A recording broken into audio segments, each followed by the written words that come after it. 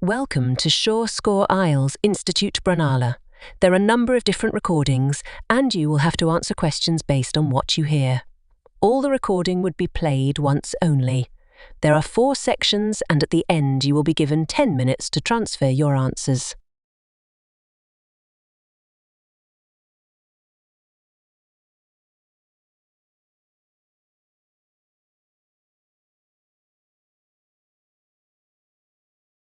Students, Peter and Mary, discussing their new eating plan.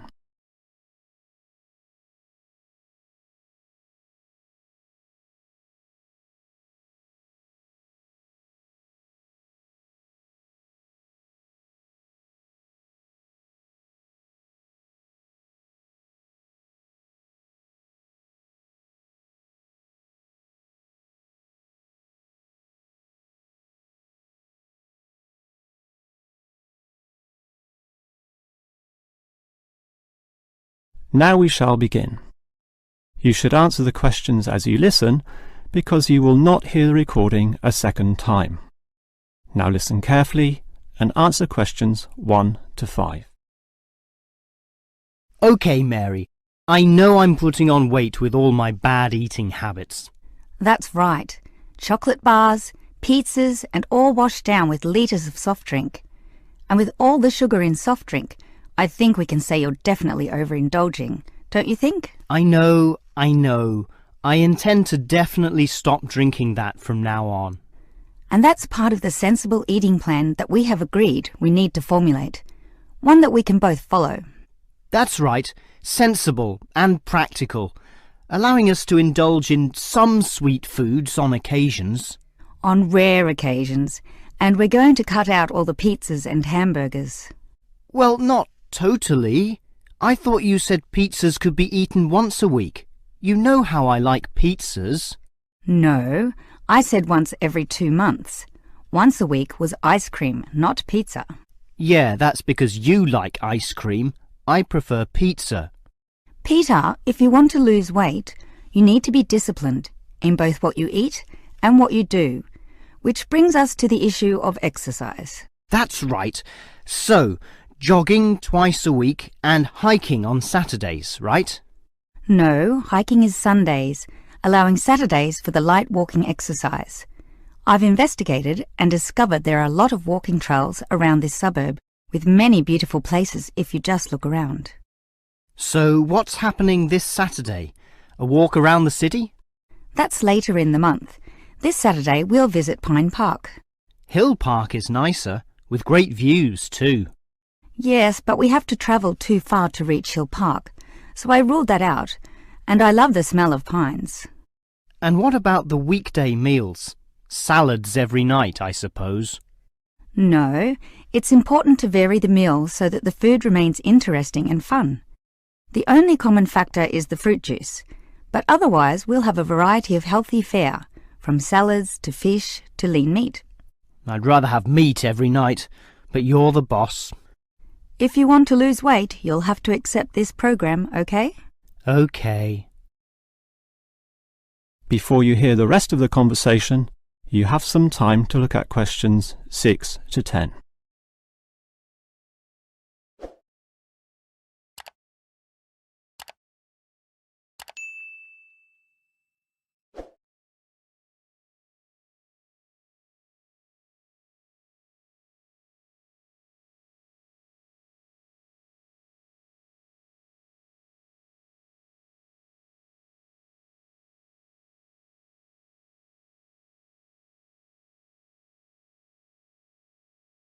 Now listen and answer questions 6 to 10. Now, Mary, you said we could have a little treat in our diet plan 3 times a week, specifically Tuesdays, Thursdays and Sundays. Yes, a very small treat, but something to reward us for all the discipline shown. Such rewards will motivate us to continue the diet. So on Tuesdays, what can I choose? You have a choice between a small serving of chocolate, ice cream or biscuits. OK, well, I'll go for the biscuits. I love those crunchy little things with my cup of tea. So do you, right? I do indeed, so I'll have them too, saving the ice cream for later. But I know how much you like ice cream, so why don't you save it for the end of the week? That will give you the motivation to keep going, and you can have chocolate midweek. That's a good idea, but I think the most important thing is for you and I to eat different things on those other 2 days. Well, if you think that way, I'll eat the ice cream on Thursdays, not the chocolate, okay? Well, if you're having that, then I can't have ice cream. In order to be different, I'll have the chocolate. So we can compare our different snacks, and maybe even share a little with each other. Exactly. And the variety and fun involved will take our minds of wanting more. Eating for fun. A good idea. And then you can have the chocolate on Sunday, right? But I like biscuits. Actually, I want biscuits again to have with my cup of tea. But you have the biscuits on Monday, remember? And we can't repeat. Oh, come on. This isn't fixed in concrete. I can have them again instead of chocolate. You might like variety, but I don't. I'm a creature of habit. Well, the whole point of this was to taste different snacks. But if you want the same thing, okay. I, for one, am sticking to the original plan, with ice cream to finish the week and not another dose of chocolate. That is the end of section 1. You now have half a minute to check your answers.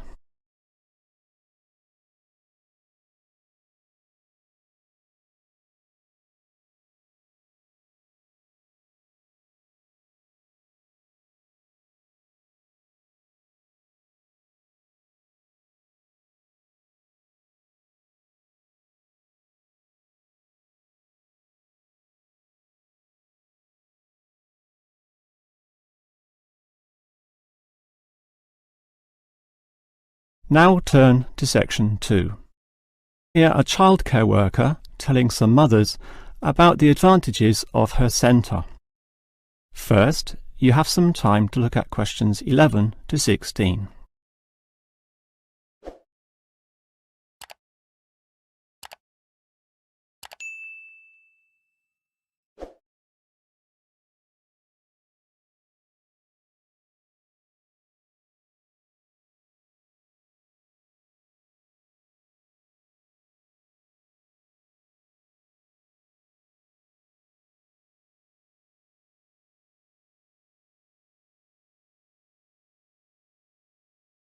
Now listen carefully and answer questions 11 to 16.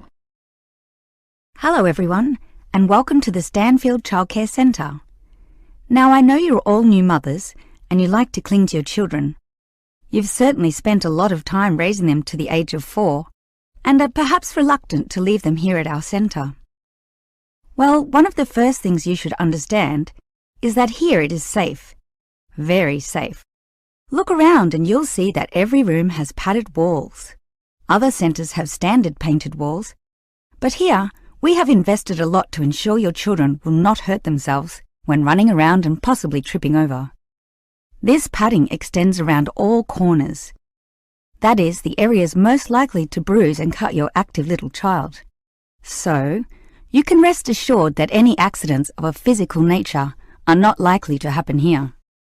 Now, you don't want to dump your child at this centre and let them waste their time. You want them to learn, and that's one of the greatest assets of our establishment. Our staff are not only trained childcare workers, but all of them have a special skill which they can impart to your child. Whether it be teaching the ABC, some basic mathematics, artistic skills, or physical education. We are particularly known for our preschool literacy program, and have a wealth of learning toys specially designed to develop your child's potential. Of course, one concern many mothers have is that, in environments such as these, colds and flus and other viral nasties can be easily spread around. It's a very legitimate concern, and one which we take seriously, and we pride ourselves on our precautions. For a start, unlike most centres which clean with standard detergents, we disinfect every service at the end of every day, using a special disinfectant wash. Some places just wipe surfaces daily with a damp cloth, but not us, and that's just the start. We also physically check your children when they arrive every day, And if we feel your child is sick, we ask him or her to wear a face mask to ensure germs are not transmitted. If your child is noticeably sick, then we ask you to take them back home to recover. This might sound a little unkind, but we hope parents can understand that these measures are for the benefit of all. Before you hear the rest of the talk, you have some time to look at questions 17 to 20.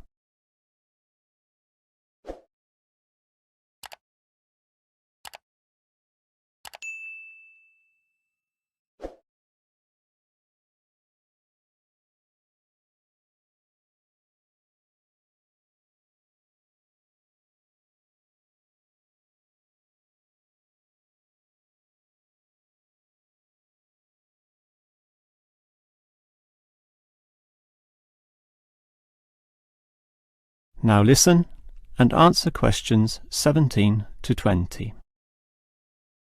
Now at Stanfield Childcare Centre, we have excellent childcare officers.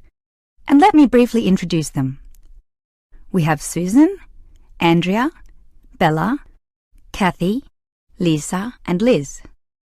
They're all fully trained and come with some individual assets which make them even better. Bella, for instance, knows children very well, having worked here for 5 years, and Kathy has her own family, 2 little girls, so she can talk to you with first-hand knowledge of what it's really like to raise children. But getting back to Bella, she often relaxes here after work, spending long hours chatting to parents, as does Kathy in fact. But in terms of hours, nothing can compare to Andrea, who will sometimes spend the night here, staying in our overnight room. Why? Because this centre is very friendly and simply a great place to be. Bella, for example, used to be quite shy herself, but now is marvellous with the little kiddies, as outgoing as any of them. We let Kathy, though, deal with the particularly quiet and introverted children, since having her own family, she knows what can really bring them out. Of course, what better way to do this than with yummy homemade cakes? And Kathy often gets these from Bella, who can make some of the best in town. Yes, everyone here brings something special, which is why we're one of the best childcare centres in the business. That is the end of section 2. You now have half a minute to check your answers.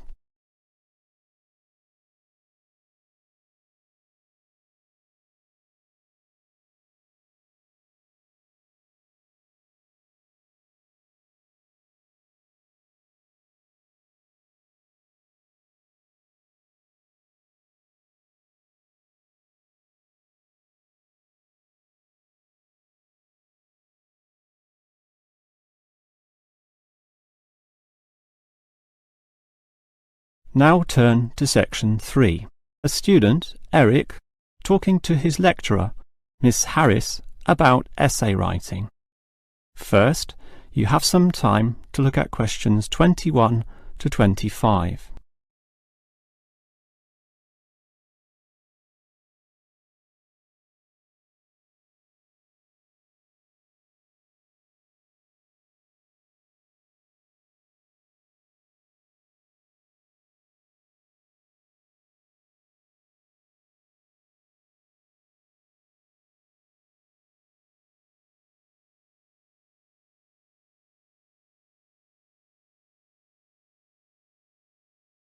Now listen carefully and answer questions 21 to 25. Hi, Miss Harris. Here we are talking once again. Well, I'm always willing to help out wherever possible. Is anything troubling you? Well, your advice last week about writing summaries was very useful, and I'm using these summaries a lot in order to prepare my final master's thesis. But you're having problems, right? Yes, I have a few issues to discuss. Obviously, I want a good essay, and I want to achieve high marks, but I'm not sure on the best way to start. That's an easy question. Start with a topic, but not one that I necessarily suggest. One that you want to explore. You will always write better when doing so on a topic you are interested in. not one imposed upon you by others. Well, I'm interested in management theory. Then pursue that. However, that alone is far too broad. Break it into various current areas of discussion and relevance. Then look more carefully at one of them. Say, management and cultural differences, or management and motivation, or other aspects, such as the role of salary, group cohesion, or leadership. I would say I'm interested in group cohesion, that is, how people interact in the workplace. Well, that's a start, but you can't then just write planlessly without defining exactly what you intend to do within the area you've chosen. You'll have to think of a thesis, and this statement could be of several types. Such as what? Oh, you could argue a point, something that you believe in, or discuss an issue, looking at its various perspectives, or critique the opinions of others, pointing out the pitfalls and flaws. The thesis statement will make that very clear because it will say, in simple terms, what you intend to achieve in your essay. I see. And then I can just begin writing, right? Wrong. Huh? If your essay is going to be clear, it needs to be logical and organised, and this means you'll need an outline. This could be written as a flowchart or spider graph, that is, a series of connected lines. But whatever shape the outline takes, there must be a sense of progress in, more or less, a straight line towards a goal. And then my essay will be good? With such progression, definitely, as long as you do achieve everything that you set out to do, as specified in the beginning, okay? Before you hear the rest of the conversation, you have some time to look at questions 26 to 30.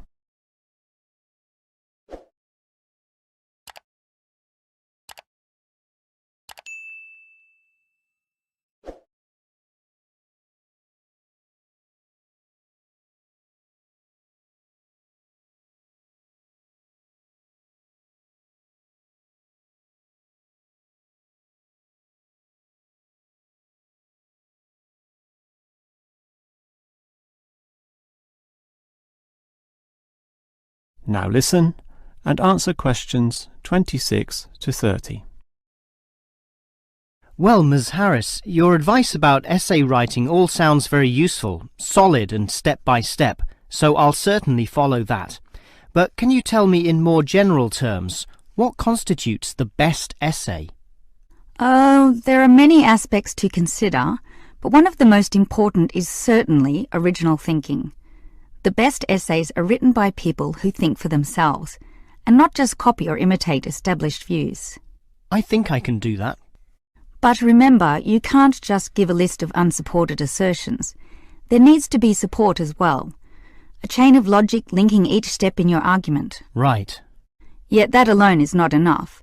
Your argument may be logically sound, but is it practically so? For that, you need examples from real life to illustrate your points or subpoints. I've got lots of examples from my course readings. I suppose I could use them. But remember, whenever you use an example or facts or figures that are not commonly known, you must give a reference. That's an academic necessity, without which your writing will automatically fail. So it's necessary to give these, right? Absolutely. And with that, your essay will be fine. But always ensure that you format it clearly. What do you mean? I mean the practical considerations, as written in the University Style Guide, such as leaving appropriate margins, using double spacing, Arial font, and so on. You see, your writing must look good as well as be good. I can certainly do that. And finally, related to the previous point, you need to respect the number of words required. Your individual lecturers will give you a word count figure, so follow what they say, making your essay neither too long nor too short. Perhaps 10% either way should be acceptable. 15% was common when I was younger, but it's a lot stricter now, and 20% would be pushing the boundaries just a little too far. I guess I can do all that. Thanks for your advice. That is the end of section 3. You now have half a minute to check your answers.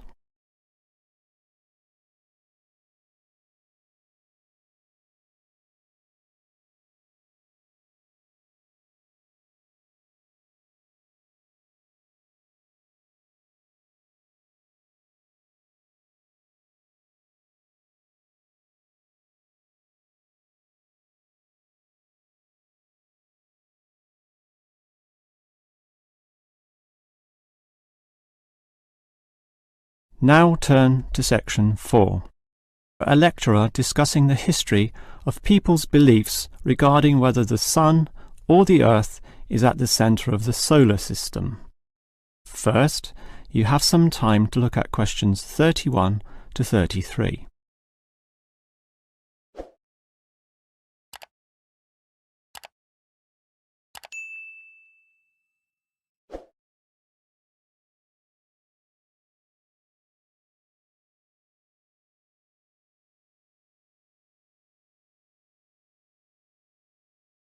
Now listen carefully and answer questions 31 to 33. When looking at the night sky, the stars appear to revolve around the Earth, rising in the east and disappearing in the west. The Earth itself seems solid, fixed and stable, and such common sense perception suggests that the Earth is the centre of the universe. This is known as geocentrism, with geo meaning Earth, and all pre-modern civilizations drew this conclusion. We now know, of course, that the Earth revolves around the Sun, and this is called heliocentrism, with helio meaning sun. But historically, it took quite a while for this to be deduced. As early as the 3rd century BC, an ancient Greek astronomer, Aristarchus of Samos, proposed heliocentrism, but received little support from his peers. Similarly, throughout subsequent history, isolated individuals proposed this new idea, but again, no one was listening. Geocentrism just seemed too logical to refute. Geocentrism also fitted the views of the established Christian Church, who could quote biblical passages such as, "The world also shall be stable, that it be not moved." Those who dared disagree were subject to accusations of heresy, often with dire punishments to follow. The trouble was, as the night sky was observed more closely, that simple revolution of the stars proved not so simple at all. In relation to the other stars, some steadily wandered in given directions, then sometimes reversed for months, and disappeared altogether. They were called planets, meaning wanderers. In addition, the position of the Sun and Moon altered slightly over the year, and comets, those mysterious glowing spots, would come and go. In order to predict the motion of the planets, and accurately serve the primary purpose of navigation for sailing ships, increasingly elaborate mathematical models were needed, a sure sign that something was not quite right.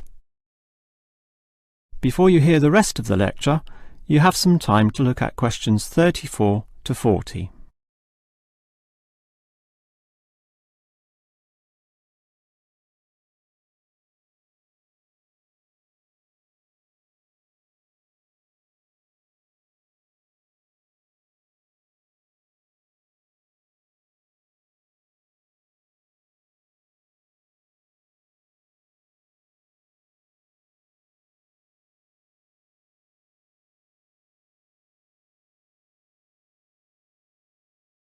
Now listen and answer questions 34 to 40. Heliocentrism, or the belief that the Sun is the centre of the solar system, still needed a mathematically sound description before it could be scientifically accepted. And it was a Polish astronomer, Nicholas Copernicus, who in 1543 first published this. This event is sometimes referred to as the Copernican Revolution. Copernicus himself certainly feared the consequences of his proof, knowing full well it might invoke the anger of the established church. Probably for this reason, he waited until the last year of his life, when he was sick and dying, to release his findings. In addition, the preface of the book, written by a respected member of the church, stated that the model was not necessarily correct. As a result of this, there was no revolution whatsoever. In fact, the book received scant attention in the subsequent decades, apart from a few irate clergymen who angrily dismissed the whole scheme as irrelevant. Yet the following generations of astronomers did not always fare so well. The Italian scientist Galileo got into trouble, as did a fellow Italian with the surname Bruno, Giordano Bruno, who was burnt at the stake. Yet ultimately nothing could slow the spread of heliocentrism across Europe. It formed the basis of Isaac Newton's great work on the motion of the planets, a work which implied that even the sun, around which the Earth circled, was itself in motion around a common centre of gravity.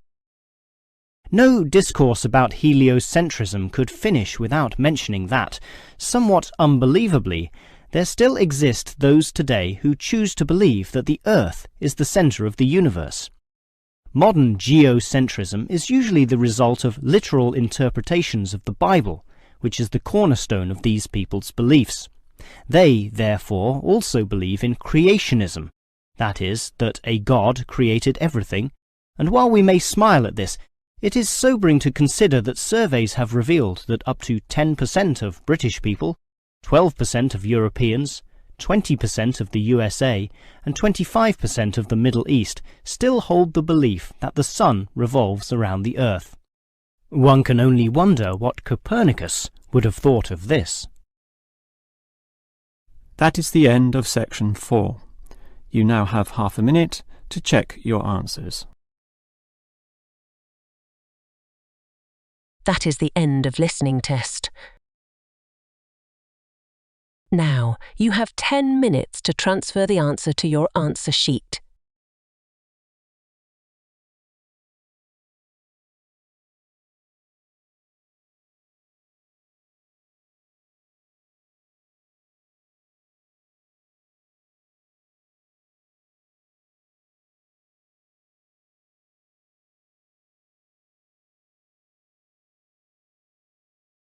Don't forget to subscribe this channel for more IELTS material.